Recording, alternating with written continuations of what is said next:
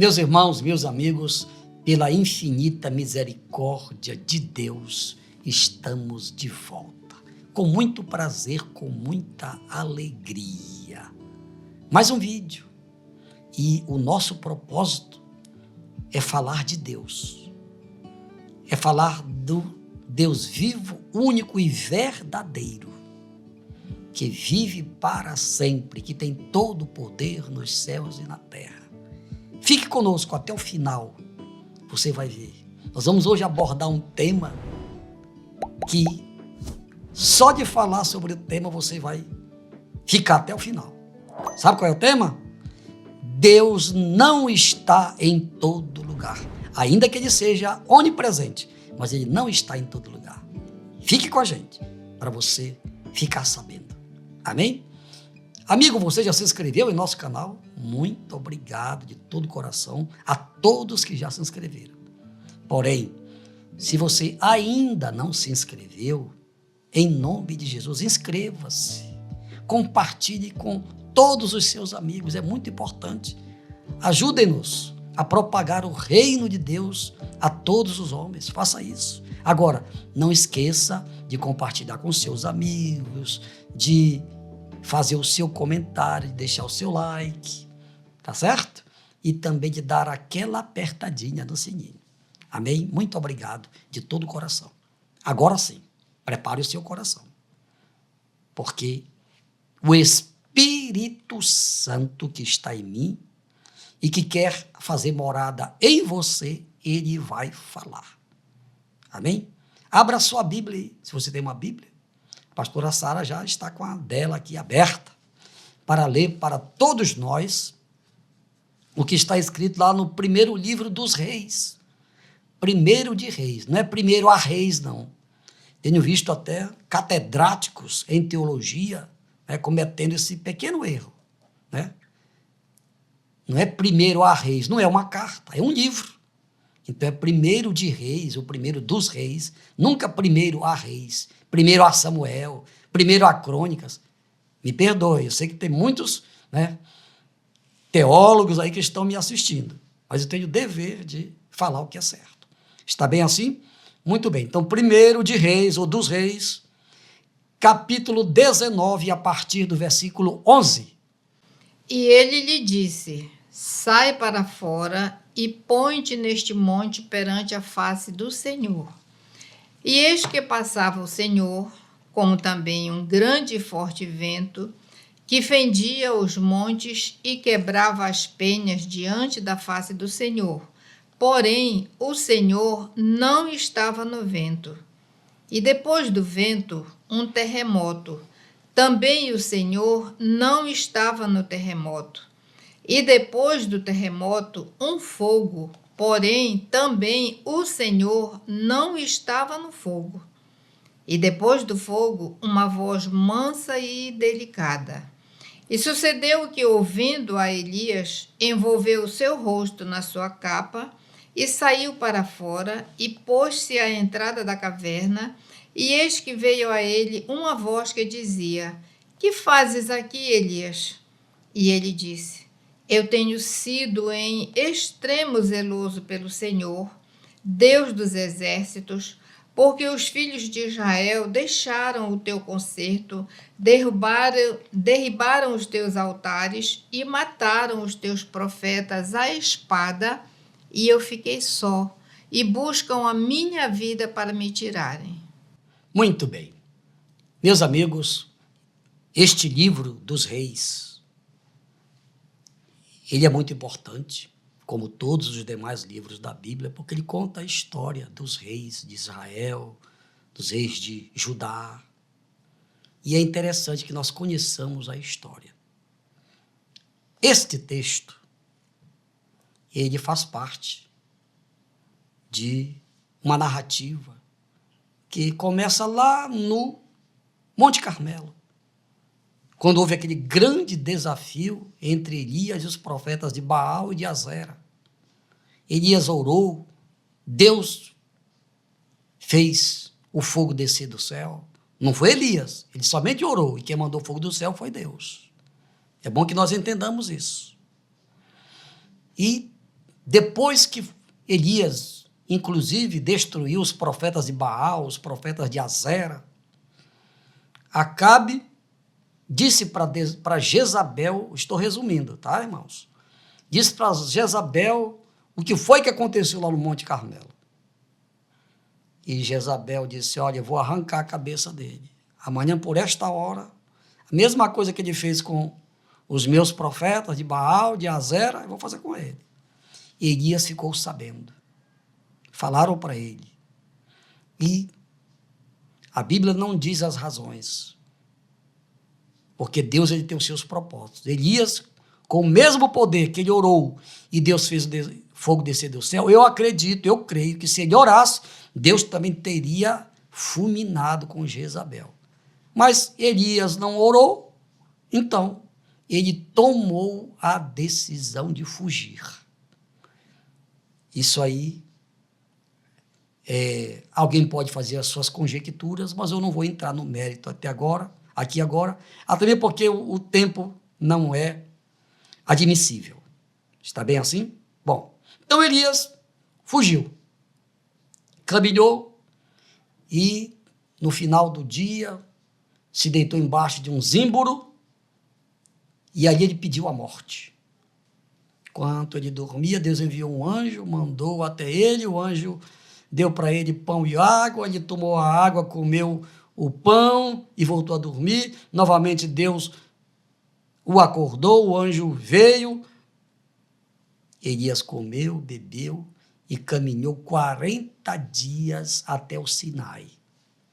E lá no Sinai aconteceu o que aconteceu conforme a pastora Sara acabou de ler. Então agora fiz aqui uma introdução para você entender. Vamos ao primeiro tópico da mensagem. Deus chamou Elias. Deus chamou Elias. E ele lhe disse, sai para fora e põe-te neste monte perante a face do Senhor. E eis que passava o Senhor, como também um grande e forte vento, que fendia os montes e quebrava as penhas diante da face do Senhor. Porém, o Senhor não estava no vento.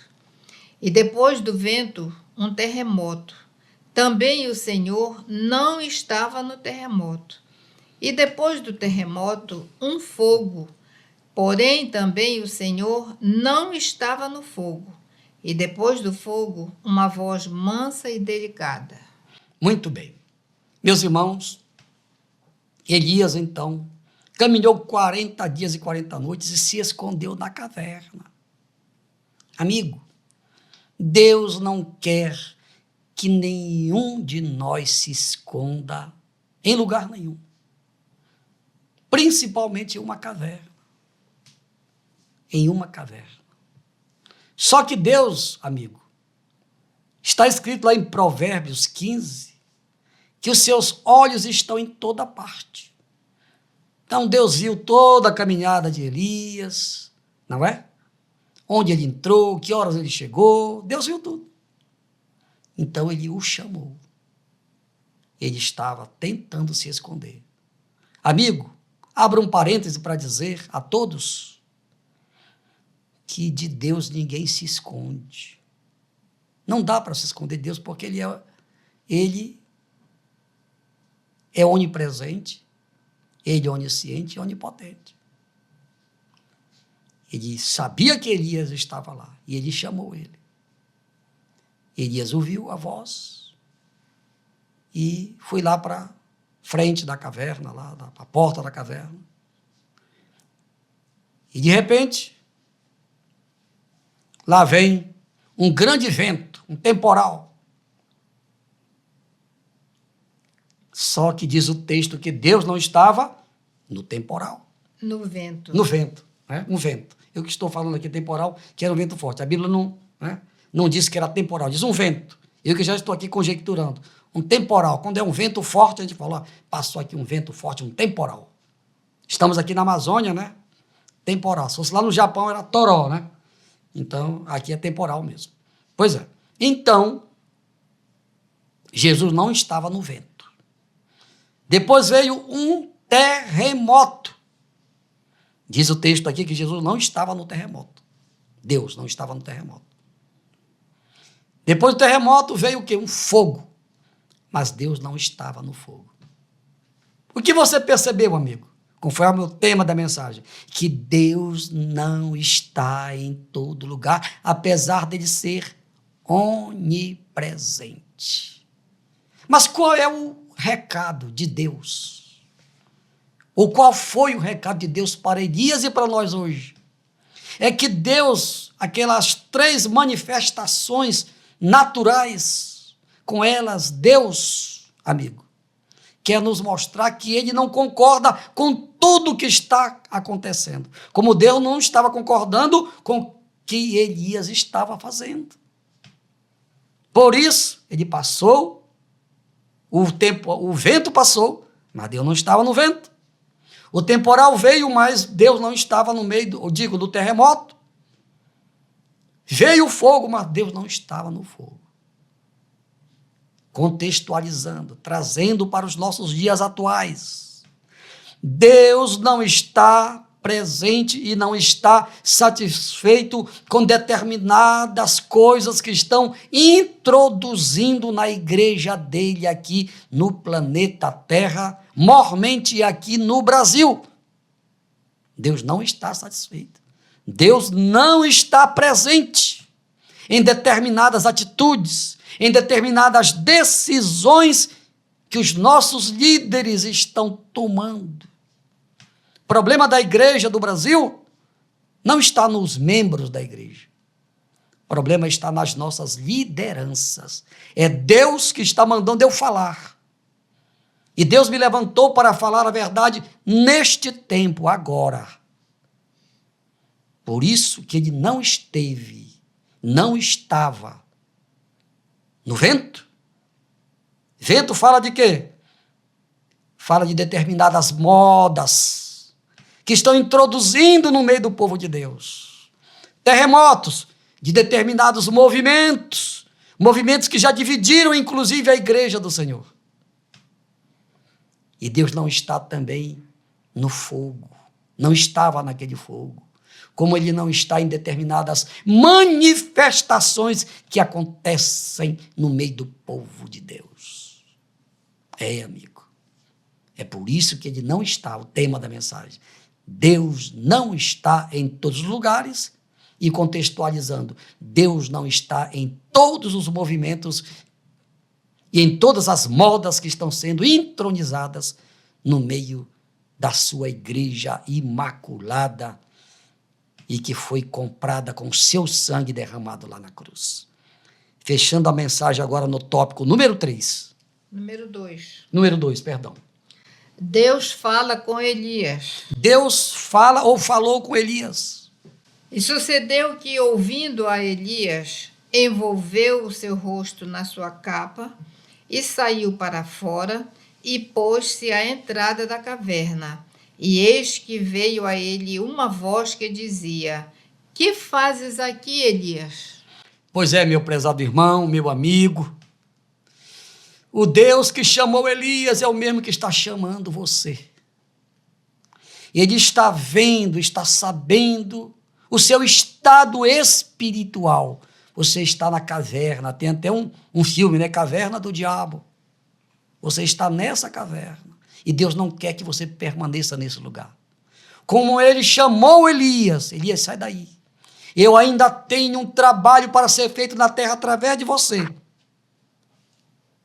Elias ouviu, atendeu a voz do Senhor, veio para a frente da caverna, para a porta da caverna, e lá ele recebeu a orientação de Deus, o que era que ele deveria fazer dali para frente. Mas você vai ficar sabendo agora no tópico de número 3. Elias pensava que estava sozinho. Texto bíblico. E ele disse: Eu tenho sido em extremo zeloso pelo Senhor, Deus dos exércitos, porque os filhos de Israel deixaram o teu concerto, derribaram os teus altares e mataram os teus profetas à espada. E eu fiquei só, e buscam a minha vida para me tirarem. Pois é, meus amigos. Vejam bem, então Elias ouviu a voz de Deus e Deus disse para ele o que era que ele deveria fazer. Ele ainda tentou se justificar, dizendo que ele era zeloso. Graças a Deus, porque ele era zeloso. E nós temos que ser zelosos mesmos. Esta é a nossa missão. É a nossa missão. Eu fui pastor de igreja. Hoje eu sou apenas pastor da igreja, diferente. Sou hoje um pregador itinerante. Mas continuo sendo zeloso. Aqui, ó. Pela palavra, eu prego a palavra. Elias falou isso para Deus, eu sou zeloso. Estou sozinho, aí que foi o engano dele.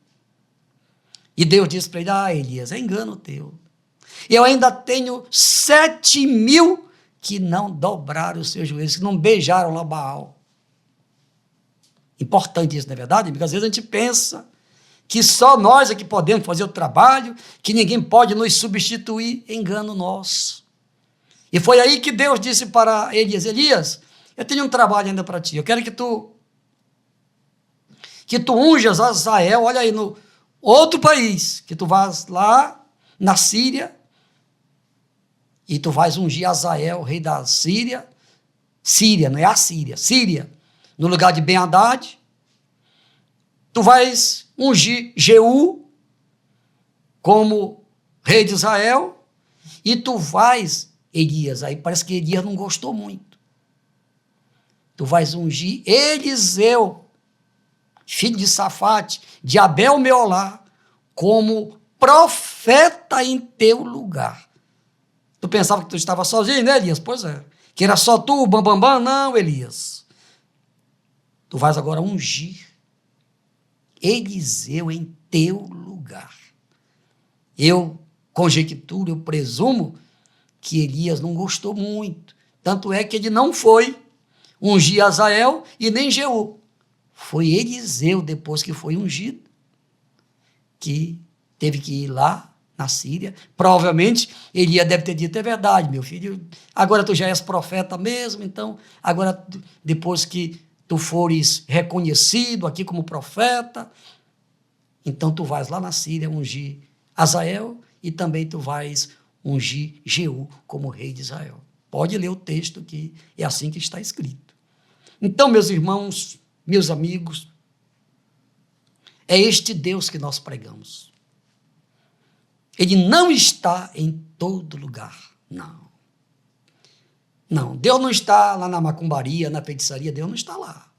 Onde alguém está adorando o ídolo, ele não está lá. Fique certo disso. Mas ele cura. O poder não está no homem. Eu conheço uma pessoa que ela estava bêbada, usou a autoridade do nome de Jesus, e Jesus curou uma pessoa mordida de cobra aqui na ilha de Marajó. Entendeu? Essa pessoa está viva. E provavelmente está até me ouvindo, me assistindo. É este o Deus que nós servimos. Aí muita gente se engana, não, mas em tal lugar faz milagre e tal. O diabo também faz milagre. Para manter as pessoas enganadas. Ele faz isso. Mas Deus não quer que você esteja na caverna. Deus quer que você saia da caverna. E Deus quer que você faça o que ele mandou. Ele ordenou Elias, né? Elias cumpriu em parte o que Deus ordenou a ele. Ele ungiu Eliseu, é verdade, mas Azael e Jeú, ele não ungiu, ele terceirizou. Deus não quer que nós terceirizemos nada. Por que eu estou aqui? Cumprindo a minha missão. Não posso terceirizar o meu chamado, não. O meu chamado é individual. O meu compromisso é com Deus e o compromisso de Deus é comigo. Enquanto eu estiver obedecendo a Ele, Ele está comigo. Mas se um dia eu sair do caminho, que Deus me guarde, Ele também não tem mais compromisso. Nem comigo e nem com ninguém. Amém? Então eu quero orar por você, amigo. Você ouviu a palavra, não é verdade? Você quer sair da caverna, não quer? Então pronto, para sair da caverna, você tem que ouvir a voz de Deus. E a voz de Deus para você nesta tarde é esta aqui, ó. Aceite a Jesus. É o primeiro passo. Aceite a Jesus para você ser usado por Ele aqui nesta terra, como Ele usou Elias. Um dia Elias foi chamado e ele aceitou ao chamado de Deus. Aceite o chamado de Deus hoje e ele vai fazer um grande milagre em sua vida. Pai, em nome de Jesus, aquilo que eu recebi do Senhor, Paizinho, eu compartilhei com os meus irmãos, com os meus amigos. Meu Paizinho, te apresento agora as pessoas que ouviram esta palavra e que creram e que querem sair desta vida, sair da caverna, sair do pecado. Pai, perdoa todas estas pessoas. Registra os seus nomes no livro da vida e que todas permaneçam firmes até o dia da tua vinda. Assim seja. Amém, amém e amém. Vamos orar agora aqui pela tacinha da bênção. Creia somente, porque Deus só tem promessa para quem crê. Pai, em nome de Jesus, te apresento todas as pessoas, todos os irmãos, os amigos que estão orando comigo agora. Paizinho, libera a bênção da cura para todos que estão precisando desta bênção. Receba, meu irmãozinho, agora o toque do poder de Deus, do poder do Espírito Santo. Sinta-se livre desta doença. Receba agora o impacto do poder de Deus. Seja livre, seja liberto desta escravidão, em nome de Jesus. Oro agora por todas as famílias que estão passando por aflições, famílias que estão desesperadas por várias circunstâncias. Recebam agora o derramamento do poder de Deus, o toque, e sejam vitoriosas para a glória do Pai, do Filho e do Espírito Santo. Amém, amém e amém. Meus amigos, estamos concluindo os nossos trabalhos. Mais um vídeo. Obrigado, mas muito obrigado mesmo, de todo o coração. Eu espero vocês em nosso próximo vídeo, se Deus quiser. Ao Rei eterno, imortal e invisível, aquele que não quer ver ninguém na caverna, a Ele seja a honra, a glória e o louvor pelos séculos dos séculos. Amém, amém e amém. Glória a Deus!